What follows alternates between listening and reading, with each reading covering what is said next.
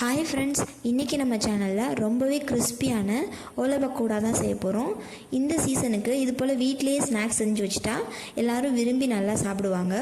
இந்த ஓலை பக்கோடா நம்ம எப்போதும் செய்கிறது போல் அரிசி மாவில் பச்சரிசி மாவுலாம் யூஸ் பண்ணி செய்யாமல் வீட்டில் இருக்க இட்லி அரிசியை வச்சே செஞ்சிடலாம்.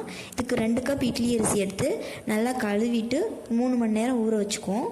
அடுத்து ஒரு பொட்டுக்கடலை தேவைப்படும். அதுக்கு 1/2 கப் பொட்டுக்கடலை எடுத்து நல்லா அரைச்சிட்டு சளிச்சு தனியாக எடுத்து வச்சுக்கலாம். அடுத்து இதுக்கு ஒரு 10 பல் பூண்டு, 1 ஸ்பூன் சோம்பு சேர்த்து தண்ணி சேர்த்து நல்லா அரைச்சிக்குவோம்.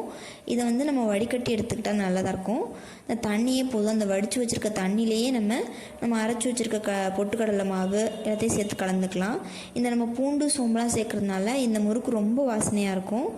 நம்ம புழுங்கல் அரிசி ஊறினதுக்கப்புறம் நல்லா வலுவலுன்னு அரைக்கணும். எந்த அளவுக்கு முடியுமோ அந்த அளவுக்கு வலுவலுன்னு அரைச்சி அதோட சேர்த்துக்கு நல்லா கலந்துக்கணும். இதில் நம்ம இன்னும் டேஸ்ட்டுக்காக எள் சேர்த்துக்கலாம், ஓமம் சேர்த்துக்கலாம். நான் இன்றைக்கி எள் மட்டும் சேர்த்துருக்கேன். எள், அப்புறம் மிளகாப்பொடி 1 ஸ்பூனு, உப்பு 1 ஸ்பூனு, நம்ம பெருங்காயம் ஒரு 1/2 ஸ்பூன் சேர்த்துருக்கேன். நீங்கள் கட்டி பெருங்காயமாக இருந்தால் அதை தண்ணியில் கரைச்சிட்டு சேர்த்துக்கலாம். இது எல்லாத்தையும் நல்லா கலந்து விடணும்.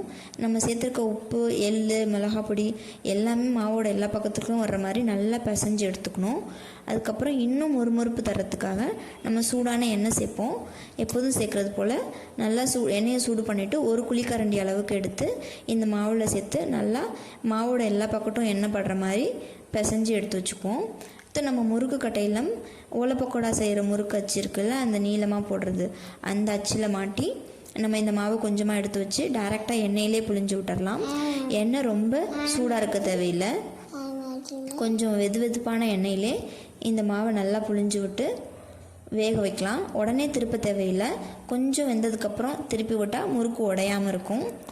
அதுக்கப்புறம் பபிள்ஸ்லாம் அடங்கினதுக்கப்புறம் இந்த முறுக்கை நம்ம வெளியில் எடுத்து சூடாக டீ கூடையோ இல்லை சாதாரணமாக பசங்க ஸ்நாக்ஸ் கேட்கும்போது எடுத்து கொடுத்தா நல்லா விரும்பி சாப்பிடுவாங்க. இது போல் நீங்களும் இந்த முறுக்கை செஞ்சு பார்த்துட்டு எப்படி இருந்துச்சுன்னு உங்கள் கமெண்ட்டை ஃபீட்பேக்கில் சொல்லுங்கள். தேங்க்யூ.